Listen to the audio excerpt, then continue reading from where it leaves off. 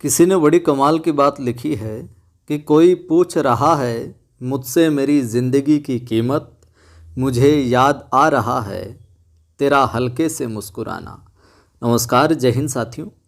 कक्षा 10 की जो हमारी पुस्तक चल रही है, राजस्थान इतिहास और कला संस्कृति वाली, 5वां अध्याय चल रहा है। उसमें पिछले वीडियो में हमने राजस्थान की लोक कलाओं को देखा था और आज के इस वीडियो में हम राजस्थान की जो चित्रकला है उसके बारे में अध्ययन करेंगे। यहाँ से सवाल अवश्य पूछा जाएगा, 1-2 सवाल।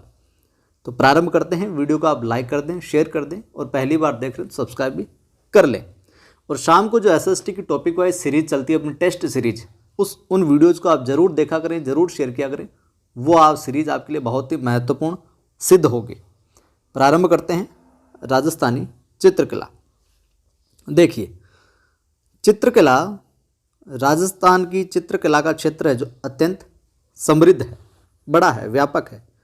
यहाँ चित्रकला की न केवल विविध शैलियाँ प्रचलित थी, वरन ये चित्र कागजों, कपड़ों, हवेलियों, मंदिरों, महलों की दीवारों पर भी, अर्थात भिन्न भिन्न कैनवास पर सजे हुए हमें देखने को मिलते हैं। राजस्थान में आलनिया, दर्रा कोटा, बेराट, जयपुर तथा दर भरतपुर नामक स्थानों से शैलाश्रयों यानी गुफाओं में आदि मानव द्वारा बनाए रेखांकन प्रदेश की प्रारंभिक चित्रण परंपरा को दर्शाते हैं। शुरुआत में यहाँ पर देखने को मिले तो स्टार्टिंग जो चित्रण की है वो परंपरा यहाँ पर हमें देखने को मिलती है। V.S.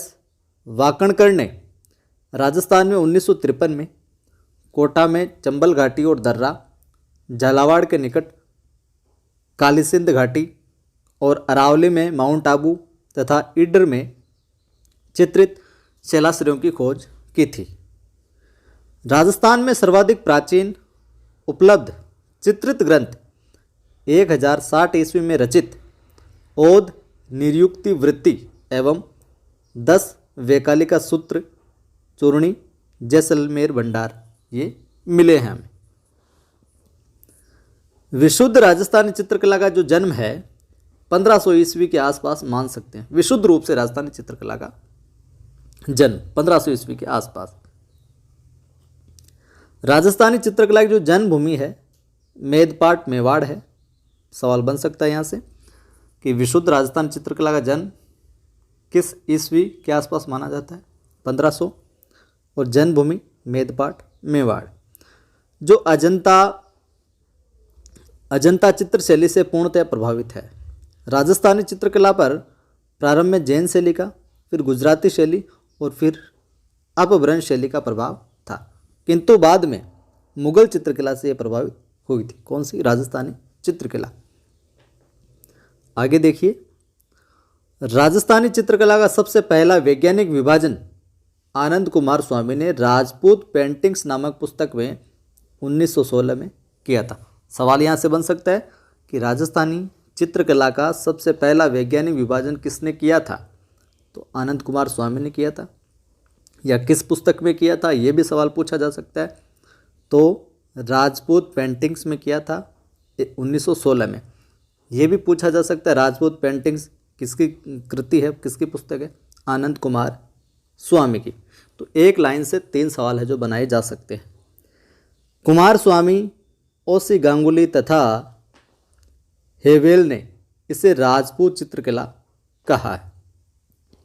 W.H. ब्राउन ने भी अपने ग्रंथ इंडियन पेंटिंग्स में, ये W.H. ब्राउन का ग्रंथ है इंडियन पेंटिंग्स में, इस प्रदेश की चित्रकला को राजपूत कला नाम दिया है। राय कृष्ण दास ने इन मतों का खंडन करते हुए इसे राजस्थानी चित्रकला नाम दिया है। कोई राजपूत कला कहता है, कोई इंडियन पेंटिंग्स कहता है। इन सारी बातों का खंडन करते हुए राय कृष्ण दास ने इसे क्या नाम दिया? राजस्थानी चित्रकला। राजस्थान की चित्रकला की विभिन्न शैलियों पर अनेक विद्वानों ने पुस्तकें प्रकाशित की है इसके प्रारूप को स्थापित करने का सहयोग किया करने में, जिनमें मेवाड़ पर सर्वश्री मोतीचंद्र श्रीधर अंधारे, डॉक्टर R.K. वशिष्ठ एवं किशनगढ़ पर श्री एरिक डिक्सन एवं डॉक्टर फैयाज अली, बूंदी कोटा पर सर्वश्री प्रमोद चंद्र, WG आर्चर और महाराजा ब्रजेंद्र सिंह कोटा के नाम प्रमुख मिलते हैं। अब हम देखते हैं राजस्थानी चित्रकला की विशेषताएं, क्या क्या विशेषताएं रही है। तो लोक जीवन से जुड़ाव, प्रवणता, विषय वस्तु की विविधता, विभिन्न रंगों का संयोजन, प्राकृतिक परिवेश, देश काल से अनुरूपता आदि विशेषताओं के आधार पर राजस्थानी जो चित्रकला है वो विशिष्ट पहचान रखती है। धार्मिक और सांस्कृतिक स्थलों की चित्रकला में लोक जीवन की भावनाओं की बहुलता देखने को मिलती है। भक्ति और श्रृंगार का सजीव चित्रण देखने को मिलता है।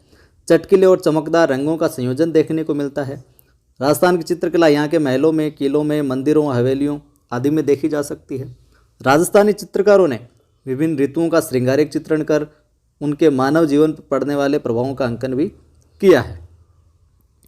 आगे देखिए विशेषताओं में, और यहाँ पर प्राकृतिक सौंदर्य के साथ साथ इन्होंने नारी सौंदर्य का चित्रण भी किया है। राजस्थानी कला को एक विशिष्ट पहचान दिलाने हेतु राजस्थानी चित्रकला राजा महाराजाओं, राजपुत्रों तथा सामंतों के संरक्षण में फली और फूली है।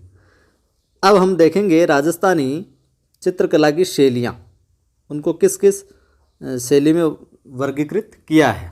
तो यहाँ से सवाल है जो पूछा जाता है अक्सर। तो 4 शैलियों को सांस्कृतिक और भौगोलिक आधार पर 4 प्रमुख वर्गों में और अनेक उपवर्गों में बांटा गया है, जो इस प्रकार है। सबसे पहले है मेवाड़ शैली। तो चावंड शैली, उदयपुर शैली, नाथद्वारा शैली, देवगढ़ उपशैली, सावर उपशैली, शाहपुरा उपशैली तथा बनेड़ा, बागोर, बेगू, केलवा आदि ठिकाना की मेवाड़ शैली के अंतर्गत ये उपशैलियाँ हैं। मारवाड़ शैली के अंदर बात करें तो जोधपुर शैली आ गई, बीकानेर शैली, किशनगढ़, अजमेर, नागौर, सिरोही, जैसलमेर की शैली तथा घाणेराव की, रियाँ, भिणाई, जूनिया आदि ठिकाना कला। हाड़ौती शैली है, प्रमुख रूप से 4 शैलियों में बांटा और फिर उनके उपवर्ग। हाड़ौती में बूंदी शैली, कोटा शैली, झालावाड़ उपशैली।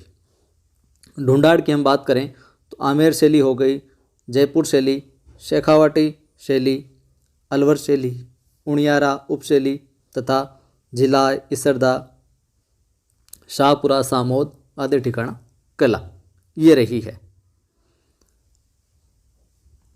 यहाँ पर देखो राजस्थानी चित्रकला का बनाया गया भी है। यहाँ पर देखिए मारवाड़ स्कूल है, बीकानेर, नागौर, चूरू, झुंझुनू। अब हम एक एक को विस्तृत रूप से देखते हैं। सबसे पहले मेवाड़ शैली। तो राजस्थानी चित्रकला का जो प्रारंभ है, प्रारंभिक और मौलिक रूप मेवाड़ शैली में हमें देखने को मिलता है। तो पूछा जाए कि राजस्थानी चित्रकला का प्रारंभिक और मौलिक रूप किस शैली में देखने को मिलता है, तो वो कौन शैली? मेवाड़ शैली। ऐसे सवाल बन सकता है। मेवाड़ शैली के अंतर्गत पोथी ग्रंथों का अधिक चित्रण हुआ है। 1260 ईस्वी का श्रावक प्रतिक्रमण सूत्र चूर्णी नामक चित्रित ग्रंथ इस शैली का प्रथम उदाहरण है, जो तेज सिंह के राज्यकाल में चित्रित हुआ। तो पूछ लिया जाए मेवाड़ शैली का प्रथम चित्रित ग्रंथ कौन सा है, तो वो है 1260 ईस्वी का श्रावक प्रतिक्रमण सूत्र चूर्णी। सवाल पूछा गया है ये और पूछा जा सकता है।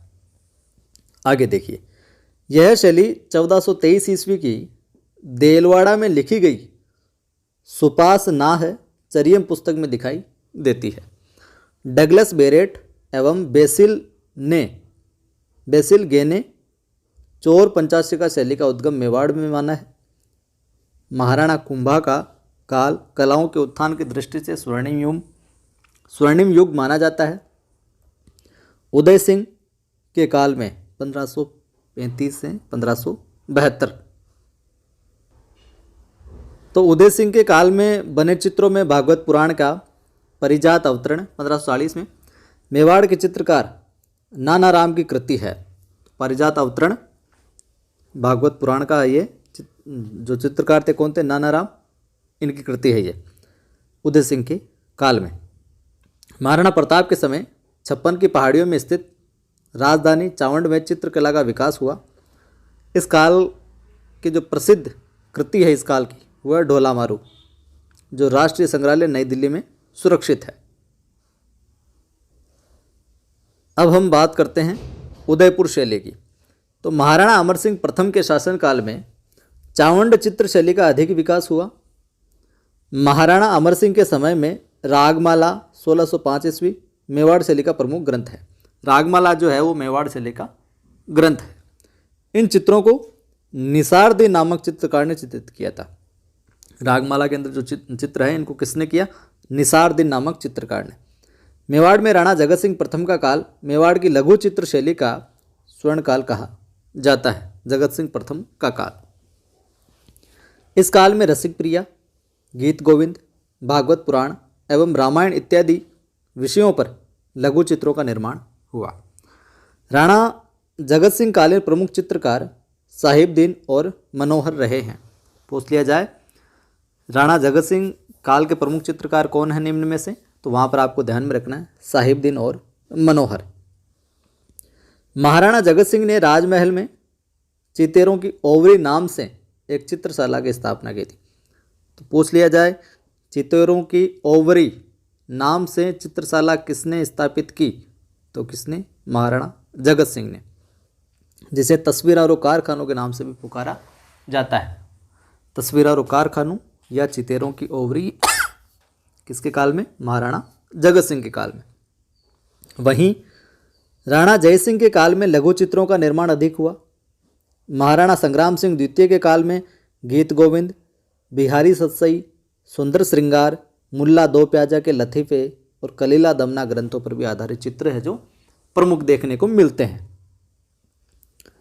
मेवाड़ शैली में पुरुषाकृति गठिली मूछों से युक्त भरे चेहरे। तो पुरुषों की आकृति किस तरह के चित्र कैसे होते थे? गठिली मूछों से युक्त भरे चेहरे, मोटे और ताजे, विशाल नयन, खुले हुए अधर, छोटी ग्रीवा तथा छोटा कद, उदयपुरी पगड़ी व लंबा साफा तथा स्त्रियों का चित्रांकन, सरलता के भाव से युक्त मीनाकृत आँखें, सीधी लंबी नाक, ये मेवाड़ शैली की विशेषताएं, ध्यान में रखिएगा। लंबी नाक, भरी हुई दोहरी चिबुक, ठिगना कद, लूगड़ी घाघरे और कंचुकी तथा ठेठ राजस्थानी आभूषणों से सज्जित रहा है। ये विशेषताएं। प्रकृति का संतुलित चित्रण मेवाड़ चित्रकला की प्रमुख विशेषता रही है। अधिकतर लाल, पीले, हरे, नीले, सफ़ेद आदि सूचक रंगों का प्रयोग है जो देखने को मिलता है। बात करते हैं अब नाथ द्वारा शैली की। नाथ द्वारा शैली मेवाड़ शैली का दूसरा जो प्रमुख दौर है वो नाथ द्वारा शैली में हमें दिखाई पड़ता है। नाथ द्वारा में पुष्टि मार्गीय संप्रदाय की भारत प्रसिद्ध प्रमुख पीठ है। कहाँ पर? नाथ द्वारा में पुष्टि मार्गीय संप्रदाय की प्रमुख पीठ है, जो श्रीनाथ जी की भक्ति तथा भक्ति का प्रमुख केंद्र होने के कारण मेवाड़ की चित्र परंपरा में एक नया अध्याय जोड़ता है। यह उदयपुर शैली एवं ब्रिज शैली का समन्वित रूप है। नाथ द्वारा शैली। नाथ द्वारा शैली की मौलिक देन जो है वो श्रीनाथ जी के स्वरूप के पीछे सज्जा के लिए बड़े आकार के कपड़े के पर्दे पर बनाए गए चित्र पिछवाइयों के नाम से जाने गए। पिछवाइयाँ नाथ द्वारा शैली से संबंधित। 18वीं सदी के इन चित्रों में कृष्ण चरित्र की बहुलता के कारण यशोदा, नंद, बाल ग्वाल, गोपियाँ तथा वल्लभ संप्रदाय के संतों का चित्रांकन विशेष रूप से हुआ है। वल्लभ संप्रदाय के संतों का चित्रांकन विशेष रूप से हुआ है। इसमें हरे पीले रंगों का अधिक प्रयोग हुआ है। नाथ द्वारा शैली में हरे पीले रंगों का अधिक प्रयोग। इनकी अन्य विशेषताओं में हम बात करें तो केंद्र में श्रीनाथ जी की आकृति, गायों का मनोरम दृश्य, आसमान में देवताओं का अंकन, पृष्ठभूमि में सगर वनस्पति, कदली वृक्षों की प्रधानता देखने को मिलती है। अब हम देख लेते हैं नाथ द्वारा शैली के चित्रकारों में। तो किस किस शैली का कौन कौन सा चित्रकार प्रसिद्ध रहा है वो याद होना जरूरी है। तो नाथ द्वारा शैली के चित्रकारों में बाबा रामचंद्र के अतिरिक्त नारायण, चतुर्भुज, रामलिंग, चंपालाल, घसीराम, तुलसीराम आदि नाम है जो प्रसिद्ध हैं। महिला चित्रकारों में यहाँ सवाल जरूर बन सकता है कि नाथ द्वारा शैली के अंदर महिला चित्रकार निम्न में से कौन थी या कौन नहीं है। तो कमला एवं इलायची का नाम मिलता है हमें। नाथ द्वारा शैली के अंदर महिला चित्रकारों में किसका नाम मिलता है? कमला और इलायची। यहाँ से सवाल है जो जरूर पूछा जा सकता है। अब बात करते हैं हम देवगढ़ शैली की।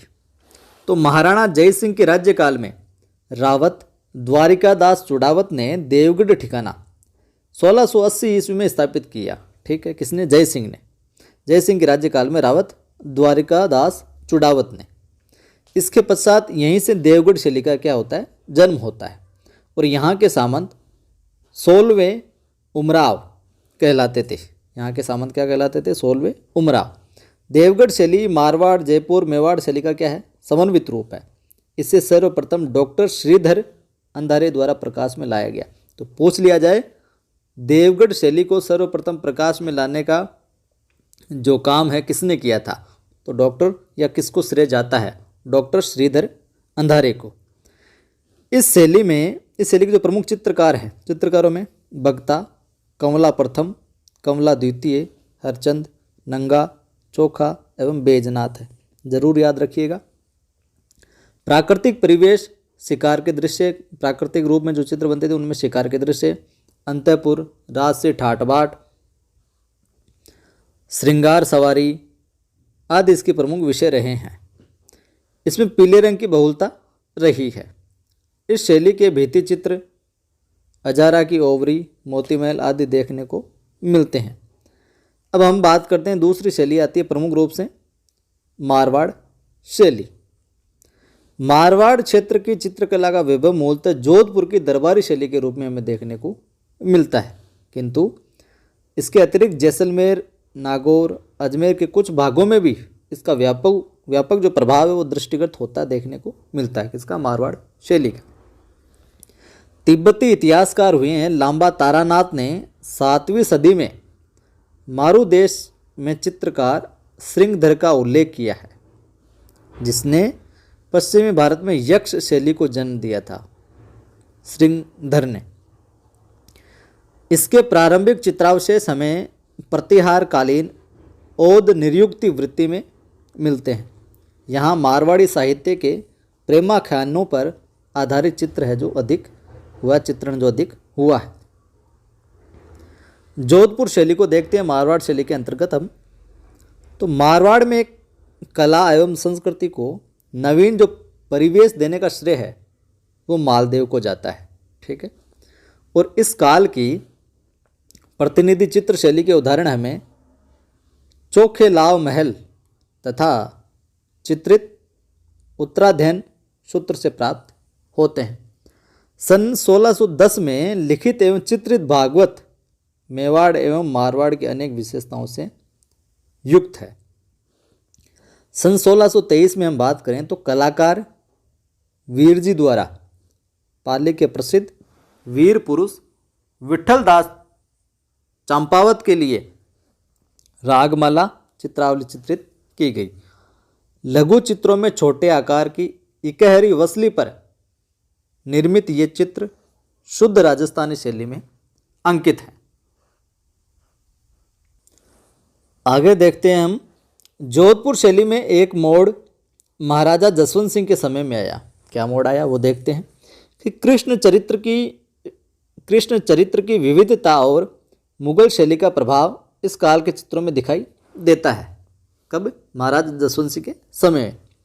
महाराजा अजीत सिंह के शासनकाल में संभवतः मारवाड़ शैली के सबसे अधिक सुंदर एवं प्राणवान चित्र बने, जिनमें सामंती चित्र संस्कृति का सजीव चित्र प्रस्तुत किया गया।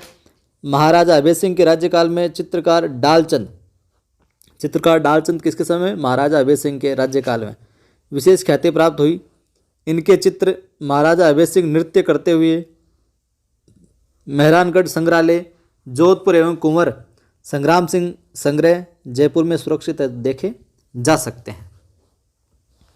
महाराजा मान सिंह 1803 से 1843 ईस्वी का समय रहा। महाराजा मान सिंह ने मारवाड़ की चित्रकला को चरमोत्कर्ष पर पहुंचाया। मान सिंह ने नाथ संप्रदाय के अनुयायी महाराजा ने नाथों से संबंधित असंख्य चित्र बनवाए। इस समय के प्रमुख चित्रकारों में अमरदास भाटी, मान सिंह के समय ध्यान रखना, अमरदास भाटी, दाना भाटी, शंकरदास, माधोदास, राम सिंह भाटी, शिवदास आदि है जो प्रमुख रहे हैं। दाना भाटी द्वारा निर्मित चित्रों में मारवाड़ की चित्र परंपरा का चरमोत्कर्ष देखा जाता है। और मारवाड़ शैली के विषयों में प्रेमाख्यान प्रधान विषय रहा है। इन प्रेमाख्यानों में ढोला मरवण, मूमल महेंद्र, रूपमती, बाज बहादुर, कल्याण रागिनी प्रसिद्ध रहे हैं। जोधपुर शैली के पुरुष लंबे चौड़े, पुरुषों की विशेषता बताई जा रही है यहाँ पर जोधपुर शैली में। तो पुरुषों के जो चित्र है वो लंबे चौड़े, गठीले बदन के तथा उनके गल, मुछ, ऊंची पगड़ी, राजसी वैभव के वस्त्राभूषण। और स्त्रियों की वेशभूषा में हम बात करें तो ठेठ राजस्थानी लहंगा, ओढ़नी, लाल फूंदों का प्रयोग प्रमुख रूप से हुआ है। बादाम सी आँखें जोधपुर शैली की और ऊंची पाग जोधपुर शैली की अपनी निजी देन रही है, पूछा जा सकता है। मारवाड़ शैली में लाल पीले रंग का बाहुल्य है। मारवाड़ शैली में लाल पीले रंग का जो स्थानीय विशेषता है। प्रकृति का चित्रण मारवाड़ के परिवेश में अनुकूल है। चित्रों में खंजन पक्षी को भी बखूबी दर्शाया गया है। किसको? खंजन पक्षी को। आगे बात करते हैं बीकानेर शैली की। बीकानेर शैली का जो प्रादुर्भाव है वो 16वीं शती के अंत में माना जाता है। राव राय सिंह के समय चित्रित भागवत पुराण में इस शैली के प्रारंभिक चित्र मिलते हैं। बीकानेर नरेश राय सिंह प्रमुख कलाकारों की दक्षता से प्रभावित होकर कुछ को अपने साथ ले आए और इसमें उस्ता अली रजा व उस्ता हामिद रुकनुद्दीन प्रमुख थे। और इन्हीं दोनों कलाकारों की कलाकृतियों से चित्रकारिता की बीकानेर शैली का यजोद्भव माना जाता होता है। यहाँ दो परिवारों का चित्रकला पर विशेष प्रभाव रहा है। मथेरण परिवार पारंपरिक जैन मिश्रित राजस्थानी शैली के चित्र बनाने में सिद्धहस्त था। मुगल दरबार से उस्ता परिवार मुगल शैली के चित्र बनाने में कुशल था और इस परिवार ने ऊंट की खाल पर सोने का चित्रण करके उस्ता कला है जो विकसित की। तो उस्ता कला क्या है? ऊंट की खाल पर सोने का चित्रण करना क्या है? उस्ता कला है। कई बार आया गया है सवाल। अकबर ने स्वयं अपने दरबार में इन उस्ता कलाकारों को सम्मानजनक स्थान है जो प्रदान किया। बीकानेर शैली के आगे की बात करें तो हम विशुद्ध रूप, जो बीकानेर शैली का विशुद्ध रूप है वो अनूप सिंह के राज्यकाल में दिखाई देता है। उनके समय के प्रसिद्ध कलाकारों में रामलाल, अली रजा हसन आदि के नाम है जो विशेष उल्लेखनीय है। रामलाल, अली रजा और हसन। महाराजा अनूप सिंह के समय में उस्ता परिवार ने हिंदू कथाओं, संस्कृत, हिंदी, राजस्थानी काव्यों को आधार बनाकर सैकड़ों चित्र बनाए। इस समय यह शैली चरमोत्कर्ष पर पहुंच गई। अनूप सिंह के समय 18वीं सदी में ठेठ राजस्थानी शैली में चित्र बने, उनकी रंगत ही अलग है। और बीकानेर शैली में मुगल स्कूल के मिश्रित प्रभाव के फलस्वरूप इकहरी, तनवंगी, कोमल ललनाओं का अंकन, नीले, हरे और लाल, बैंगनी, जामुनी, स्लेटी रंगों का प्रयोग, शाहजहाँ और औरंगजेब शैली की पगड़ियों के साथ ऊंची मारवाड़ी पगड़ियाँ, ऊँट, हरिन, बीकानेरी रहन सहन और राजपूती संस्कृति की छाप है जो विशिष्ट रूप से देखने को मिलती है। बरसते बादलों में से सारस मिथुनों की नयनाभिराम आकृतियाँ भी इस शैली की विशेषता है। किसकी? बीकानेर शैली की। यहाँ फंवारों, दरबार के दृश्यों आदि में दक्षिण शैली का प्रभाव देखने को हमें मिलता है। इसके बाद में हम बात करते हैं किशनगढ़ शैली की। यहाँ से सवाल है जो कई बार पूछा गया और आगे भी पूछा जा सकता है। तो किशन सिंह ने, किशनगढ़ शैली में नाम आता है किशन सिंह। किशन सिंह ने सन 1609 ईस्वी में किशनगढ़ राज्य की नींव डाली। राज परिवार पर वल्लभ संप्रदाय के प्रभाव के कारण राधा कृष्ण जो लीलाएं हैं उनका साकार स्वरूप चित्रण के माध्यम से बहुलता से प्रयोग हुआ था। यहाँ पर राजा सावन सिंह का काल 1748 से 1764, राजा सावन सिंह का काल किशनगढ़ शैली की दृष्टि से स्वर्ण युग कहा जाता है। सावन सिंह नागरीदास के उपनाम से प्रसिद्ध थे। सावन सिंह किस उपनाम से प्रसिद्ध थे? नागरीदास के उपनाम से। इनके काव्य प्रेम, गायन, बणी ठणी के संगीत, प्रेम और कलाकार मोरध्वज, निहालचंद के चित्रांकन में, मोरध्वज और निहालचंद ये इनके समय के थे किशन गडकरी चित्रकला को क्या सर्वोच्च स्थान पर पहुंचा दिया इन्होंने। बनी ठनी को एरिक डिक्सन ने भारत की मोनालिसा कहा है। तो जो किशनगढ़ शैली के अंदर बनी ठनी है उसको एरिक डिक्सन ने भारत की मोनालिसा कहा है। तो किसने कहा है? एरिक डिक्सन ने। पूछा गया ये सवाल। भारत सरकार ने 1973 ईस्वी में बनी ठनी पर डाक टिकट भी जारी किया था, 1973 में। इस चित्र शैली में पुरुषों की अगर विशेषता की बात करें तो लंबा इकहरा नील छवि युक्त शरीर, मोती जड़ित श्वेत या मूंगिया पगड़ी, उन्नत ललाट, खंजनाकृत कर्णांत तक खिंचे विशाल अरुणाभ नयन। नारी आकृति में बात करें तनवंगी, लंबी गौरवर्ण नुकीली चिबुक, सुराहीदार गर्दन, पतली कमर, लंबी कमल पंखुड़ी सी आंखें चित्रित की गई है। दूर दूर तक फैली झील, उनमें केली करते हंस क्रीड़ा करते, बतख सारस तैरती नौकाएं, केले के गाछ एवं रंग बिरंगे उपवन, चांदनी रात में राधा कृष्ण की केली क्रीड़ाएं, प्रातःकालीन और संध्याकालीन बादलों का सिंदूरी चित्रण किशनगढ़ शैली की विशेषताएं हैं। बनी ठनी अर्थात राधा के रूप सौंदर्य का चित्रांकन इस शैली का विशेष आकर्षण रहा है। यहाँ के प्रमुख रंगों की बात करें तो रंग सफ़ेद, गुलाबी, स्लेटी और सिंदूरी। सफ़ेद, गुलाबी, स्लेटी और सिंदूरी किशनगढ़ शैली में। किशनगढ़ शैली के चित्रकारों में बात करें तो नानक राम, सीताराम, सूरध्वज, मूलराज, मोरध्वज, निहाल चंद, बदन सिंह, रामनाथ, सवाई राम, लालड़ी दास के नाम है जो उल्लेखनीय मिलते हैं हमें। इसके बाद में हम बात करेंगे अजमेर शैली की। किशनगढ़ शैली के बाद में किसकी बात है? अजमेर शैली की। राजनीतिक उथल पुथल तथा धार्मिक प्रभावों के कारण अजमेर शहर में जहाँ दरबारी एवं सामंती संस्कृति का अधिक प्रभाव रहा, वहीं गांवों में लोक संस्कृति का तथा ठिकानों में राजपूत संस्कृति का वर्चस्व है जो बना रहा। भिणाई,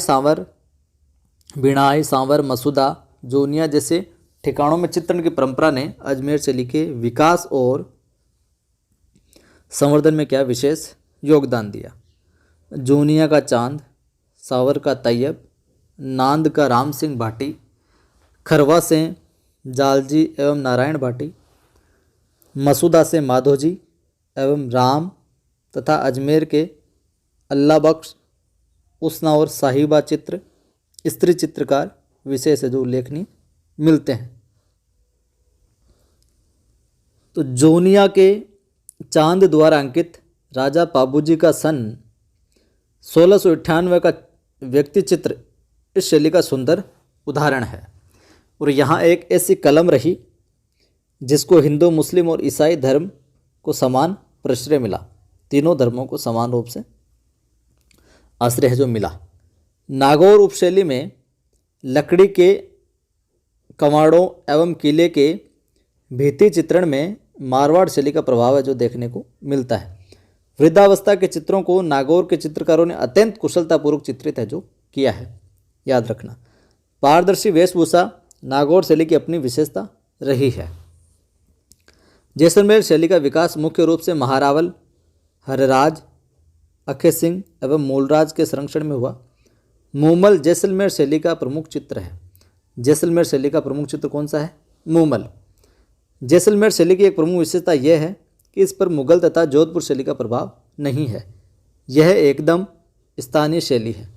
जोधपुर के दक्षिण में स्थित गोडवाड़ भूखंड में घाणेराव एक प्रमुख ठिकाना है। चित्रकार नारायण, छज्जू एवं कृपाराम ने नवीन चित्र शैली का निर्माण किया, जिससे घाणेराव को मारवाड़ की एक उपशैली के रूप में महत्व दिया जा सकता है।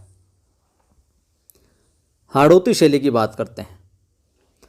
चौहान वंशी हाड़ाओं का प्रभुत्व बूंदी, कोटा, झालावाड़ क्षेत्र में रहा, इसलिए ये क्षेत्र हाड़ौती कहलाया। और बूंदी शैली, कोटा शैली, झालावाड़ शैली आदि को हाड़ौती शैली के अंतर्गत माना जाता है। बूंदी शैली को देखिए। अब चित्रकला की बूंदी शैली मेवाड़ चित्रकला से प्रभावित थी।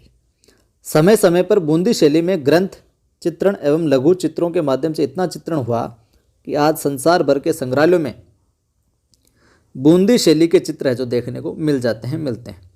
राव शत्रुसाल या छत्रसाल, हाड़ा के काल में इस शैली का विशेष रूप से विकास हुआ। राव छत्रसाल ने प्रसिद्ध रंग महल बनवाया जो सुंदर भित्ति चित्रों के लिए विश्व प्रसिद्ध है। भाव सिंह तथा उनके पुत्र अनिरुद्ध सिंह ने मुगल शासकों के निर्देशों से दक्षिण भारत के युद्धों में क्या लिया, पार्टिसिपेट किया, भाग लिया, जिससे बूंदी शैली में दक्षिण शैली का प्रभाव भी हमें देखने को मिलता है। चित्रशाला का निर्माण राव उमेद सिंह के समय में हुआ। राव उमेद सिंह का जंगली सुअर का शिकार करते हुए बनाया चित्र प्रसिद्ध है। बूंदी शैली के अंदर राव उमेद सिंह का जंगली सुअर का शिकार करते हुए चित्र बनाया गया 1750 ईस्वी में, जो प्रसिद्ध है। पूछा जा सकता है किस शैली का है, बूंदी शैली का।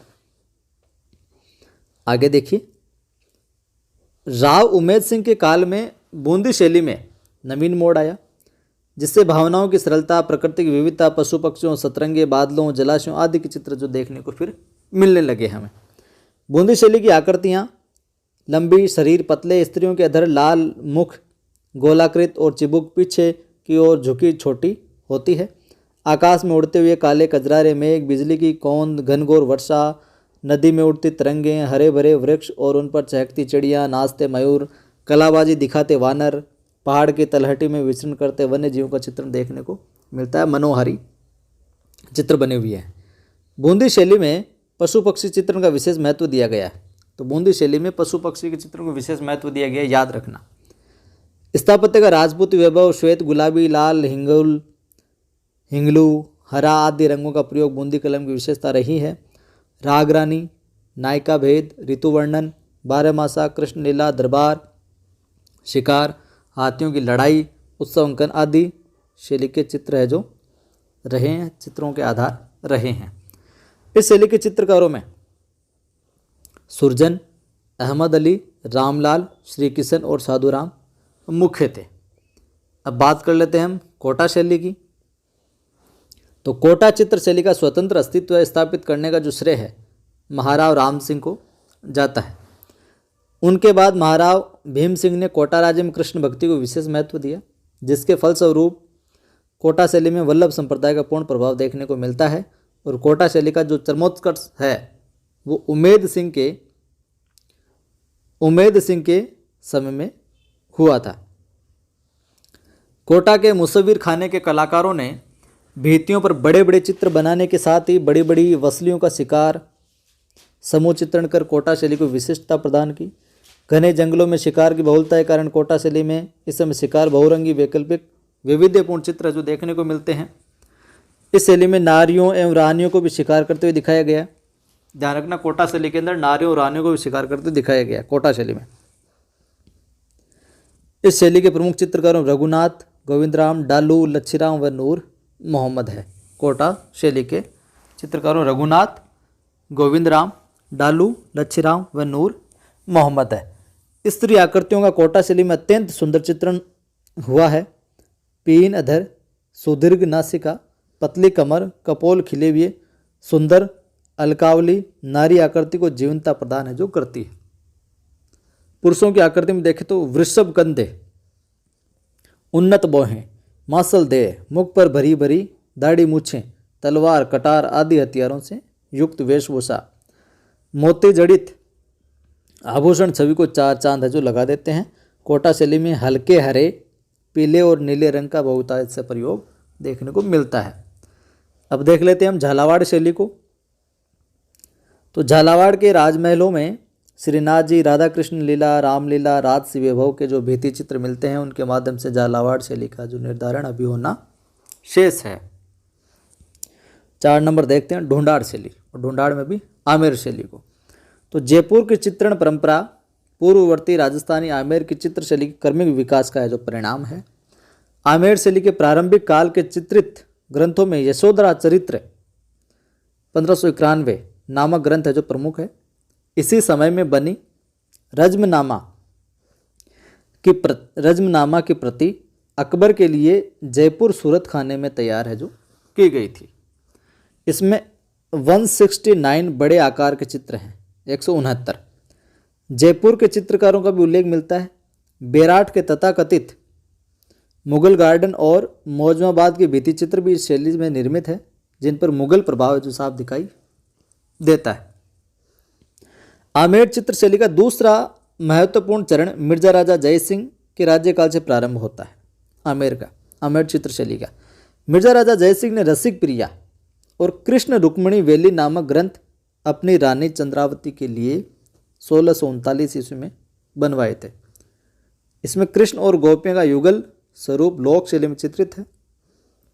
आमेर में ही मिर्जा राजा जय सिंह ने 1639 में गणेश पोल का निर्माण है जो करवाया, जो भित्ति चित्रों व अलंकरणों से सुसज्जित है।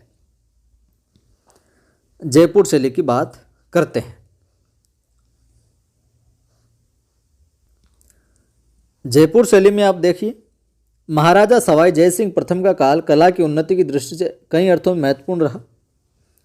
उन्होंने अपने राज चिन्हों, कोषों, रोजमर्रा की वस्तुएं, कला, खजाना, साज सामान आदि को सुव्यवस्थित ढंग से संचालित करने हेतु 36 कारखानों की स्थापना की थी जय सिंह ने, जिनमें सूरत खाना भी एक है। यहाँ चित्रकार चित्रों का निर्माण करते थे सूरत खाना में। इसी समय में रसिक प्रिया, कवि प्रिया, गीत गोविंद, 12 मासा, नवरस और रागमाला चित्रों का निर्माण हुआ। महाराजा सवाई ईश्वरी सिंह के समय चित्र सृजन का केंद्र सूरत खाना आमेर से हटकर कहाँ पर आ गया, जयपुर आ गया। इनके समय में साहिब राम और लालचंद नामक चित्रकारों ने प्रशंसनीय कार्य है जो किया। साहिब राम ने बड़े व्यक्ति चित्र, आदमकद पोर्ट्रेट बनाकर चित्रकला में नई परंपरा डाली। तो पूछा जा सकता है, बड़े व्यक्ति के चित्र या बड़े आदमकद पोर्ट्रेट किसने बनाए? साहिब राम ने बनाए, ये सवाल है जो पूछा गया है। लालचंद ने जानवरों की लड़ाइयों के अनेक चित्र बनाए। पूछ लिया जाए लालचंद ने किस प्रकार के चित्र बनाए, तो जानवरों की लड़ाइयों के। सवाई माधो सिंह प्रथम के समय कलाकारों ने चित्रों में रंगों को न भरकर मोती, लाख, लकड़ी की मणियों को चिपकाकर रीतिकालीन अलंकारिक मणिकुट्टम प्रवृत्ति को जो बढ़ावा दिया था। सवाई माधो सिंह प्रथम के समय गलता के मंदिरों, सिसोदिया रानी के महल, चंद्र महल, पुंडरी की हवेली में कलात्मक भित्ति चित्र करवाया गया। लाल चितेरा महाराजा सवाई ईश्वरी सिंह तथा महाराजा सवाई माधो सिंह के समय एक प्रमुख चित्रकार था। कौन? लाल चितेरा। महाराजा सवाई प्रताप सिंह के समय में 50 से भी अधिक कलाकार सूरत खाने के चित्रों में बनाने के लिए नियुक्त थे वहाँ पर, जिनमें राम सेवक, गोपाल हुक्मा, चिमना, सालिग्राम, लक्ष्मण आदि प्रमुख थे। इस समय राधा कृष्ण की लीलाओं, नायिका भेद, राग रागिनी, 12 मासा आदि का चित्रण है जो देखने को मिलता है, प्रमुखता इनकी थी। महाराजा सवाई राम सिंह ने कला के विकास के लिए महाराजा स्कूल आर्ट्स एंड क्राफ्ट्स की सन 1857 ईस्वी में स्थापना की। किसने? सवाई राम सिंह ने, महाराजा ने, जो कि वर्तमान में राजस्थान स्कूल ऑफ आर्ट्स के नाम से जाना जाता है। ध्यान में रखिएगा इसको। भित्ति चित्रण, पोथी चित्रण, आदमकद पोर्ट्रेट, लघु चित्रण में जयपुर के कलाकारों ने मुगल प्रभाव का जो ग्रहण करते हुए राजपूती संस्कृति की नफासत और रंगों की लोक कलात्मकता को बनाए रखा है। बड़े बड़े पोर्ट्रेट, आदमकद व्यक्ति चित्र एवं भित्ति चित्रण की परंपरा जयपुर शैली की विशिष्ट देन रही है। जयपुर के भित्ति चित्रों की एक विशेष पद्धति है जिसे स्थानीय भाषा में आलागीला, आराइश तथा मोराकसी कहा जाता है। ये एक विशेष पद्धति है। वहीं इस पद्धति में चूने के तैयार प्लस्तर को घोटकर चिकना कर दिया जाता है तथा इस पर चित्रण है जो फिर किया जाता है। राजस्थान में सर्वप्रथम आलागीला पद्धति प्रारंभ आमेर में हुआ, जो कच्छा व मुगल संबंधों से प्रभाव का जो परिणाम रहा है। जयपुर शैली का प्रभाव इस सरदा, सिवाड़, झिलाई, उनियारा, चोमू, सामोद, मालपुरा जैसे ठिकानों पर भी रहा, जिससे वहाँ ठिकाना पेंटिंग्स है जो विकसित होती रही। अलवर शैली की बात करते हैं अब हम। अलवर शैली के अंदर क्या कुछ विशेषता देखने को मिलती है, क्या कुछ सवाल है जो बन सकते हैं। अलवर शैली सन 1775 ईस्वी में जयपुर से अलग होकर राव राजा प्रताप सिंह के समय में स्वतंत्र अस्तित्व में आई। उनके शासनकाल में शिव कुमार और डालूराम नामक 2 चित्रकार जयपुर से अलवर आए। शिव कुमार और डालूराम प्रताप सिंह के समय में जयपुर से वहाँ गए थे। रायगढ़ के किले के शीश महल में अंकित भित्ति चित्र उन्हीं के समय बने। ये भित्ति चित्र अलवर शैली के प्रारंभिक सर्वोत्कृष्ट चित्र माने जाते हैं। राजगढ़ के महलों में शीश महल का चित्रण कराकर बख्तावर सिंह ने यहाँ चित्रकला की शुरुआत की। बलदेव, डालूराम, सालगा, सालिग्राम उनके राज्य के प्रमुख चितेरे चित्रकार थे। बख्तावर सिंह के समय में बने सैकड़ों चित्र, जिनमें नाथों, जोगियों, फकीरों, जंगल में धर्म चर्चा करते हुए स्वयं महाराज का चित्रण कला की दृष्टि से उल्लेखनीय है। विनय सिंह का अलवर की चित्रकला के उत्कर्ष में वही स्थान है जो मुगल चित्रकला में अकबर का रहा। विनय सिंह बलदेव से चित्रकारी सीखते थे। गुलिस्तां का सुलेखन एवं चित्रांकन उनके शासनकाल की एक अनोखी घटना है। इस ग्रंथ को तैयार करने पर उस समय 1 लाख रुपए खर्च हुए थे। इसके चित्र बलदेव व गुलाम अली ने बनाए थे। गुलिस्तां का सुलेखन इसमें। बलवंत सिंह के समय में सालिग्राम, जमनादास, छोटेलाल, बक्साराम, नंदराम आदि कलाकारों ने जमकर पोथी चित्रों, लघु चित्रों और लिपटवा पट चित्रों का निर्माण है जो किया। आगे देखते हैं हम। शिवदान सिंह के शासनकाल में काम कला के आधार पर निर्मित सैकड़ों चित्र चित्रकला की दृष्टि से उत्कृष्ट है। नफीरी वादन का चित्र इस शैली का सुंदर उदाहरण है। महाराजा मंगल सिंह के शासनकाल में मूलचंद तथा उदयराम ने विशेषतः हाथीदांत के फलकों पर सूक्ष्म चित्रण किया। महाराजा जय सिंह के शासनकाल में रामगोपाल, राम प्रसाद, जगमोहन, राम सहाय, नेपालिया ये कलाकार है जो प्रमुख रहे थे। अलवर चित्र शैली में ईरानी, मुगल और राजस्थानी, विशेषतः जयपुर शैली का आश्चर्यजनक संतुलित समन्वय देखने को मिलता है। इस चित्र शैली में पुरुषों के मुखों की आकृति आम की शक्ल में बनाई गई है। स्त्रियों के कद, कुछ ठिंगने, उठी हुई वेणियाँ, अत्यधिक परिश्रम से बनाए गए अंग प्रत्यंग अलवर शैली की अपनी विशेषता है। वेश्याओं के चित्र केवल अलवर शैली में ही बने हुए हैं। ध्यान में रखना, यह सवाल पूछा जा सकता है कि वेश्याओं के चित्र है जो किस शैली में देखने को मिलते हैं, अलवर शैली में। सुंदर बेलबूटों वाली वसलियों का निर्माण अलवर शैली निजी विशेषता है। बात करते हैं उनियारा शैली की। तो नरूका ठिकाने के वंश ने इस शैली के विकास का मार्ग जो प्रशस्त किया। राव राजा सरदार सिंह ने धीमा, मीरबख्श, काशी, राम लखन, भीम आदि कलाकारों को आश्रय प्रदान किया। राम, सीता, लक्ष्मण व हनुमान मीरबख्श द्वारा चित्रित उनियारा शैली का उत्कृष्ट चित्र है। पूछ लिया जाए राम, सीता, लक्ष्मण व हनुमान किसके द्वारा चित्रित उनियारा शैली का उत्कृष्ट चित्र है, तो यह है मीरबख्श द्वारा। ठीक है। उनियारा शैली पर बूंदी और जयपुर का समन्वित प्रभाव है जो देखने को मिलता है। इसके बाद में हम बात करते हैं शेखावाटी भित्ति चित्रों की। ये शेखावट के भित्ति चित्र है और इसके बाद में ये अपना अध्याय जो कंप्लीट हो जाएगा चित्रकलाओं का, क्योंकि लोक कलाएं हमने पिछले वीडियो में पढ़ ली थी। तो शेखावटी के भित्ति चित्रों को देखिए। जयपुर शैली के भित्ति चित्रांकन का सर्वाधिक प्रभाव शेखावटी पर पड़ा है। 19वीं सदी के मध्य से लेकर 20वीं सदी प्रारंभ तक शेखावटी के श्रेष्ठ जनों ने विशाल हवेलियां निर्मित कर इस कला को प्रोत्साहन दिया। नवलगढ़, रामगढ़, फतेहपुर, लक्ष्मणगढ़, मुकुंदगढ़, मंडावा, बिसऊ आदि स्थान भित्ति चित्र है जो बने हुए, अनूठा उदाहरण है ये। और वहीं इन भित्ति चित्रों के कारण शेखावाटी को ओपन आर्ट गैलरी कहा जाता है। तो पूछ लिया जाए भित्ति चित्रों के कारण शेखावाटी को किस नाम से पुकारा जाता है, तो ओपन आर्ट गैलरी है जो कहा जाता है। सवाल है जो बन सकता है। बड़े बड़े हाथियों, घोड़ों, चौबदारों, चंवर धारणियों का अंकन, गवाक्षों के दोनों ओर दीवारों पर अंकन हवेलियों की विशेषता है। छज्जों के नीचे टोड़ों के मध्य चित्तौरों ने अपने सूझबूझ के अनुसार मल्लयुद्ध, कुश्ती, दधी मंथन, गोदोहन, विचित्र पशु पक्षियों, देवी मिथकों, राक्षसों, कामकला, राग रागिनी, साधु संतों, लोक कथाओं का जो विशेष अंकन किया है।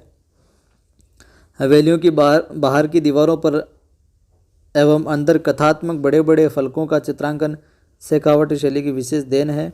शेखावटी के भित्ति चित्रण में कत्थई, नीले व गुलाबी रंग की प्रधानता है, किंतु इस अमूल्य सांस्कृतिक धरोहर का क्षरण हो रहा है। फ्रांस के नदीन लो प्रिंस ने फतेहपुर की हवेलियों के भित्ति चित्रों के संरक्षण के संदर्भ में सराहनीय कार्य कर एक मिसाल है जो पेश की है। तो यह था अपना राजस्थानी चित्रकला का अध्याय। वीडियो को लाइक नहीं किया तो कर दीजिए, शेयर भी कर दीजिए, और पहली बार देख रहे हैं सब्सक्राइब करके बेल आइकन को भी क्लिक कर लेना ताकि वीडियो का नोटिफिकेशन मिलता रहे। फिर मिलते हैं।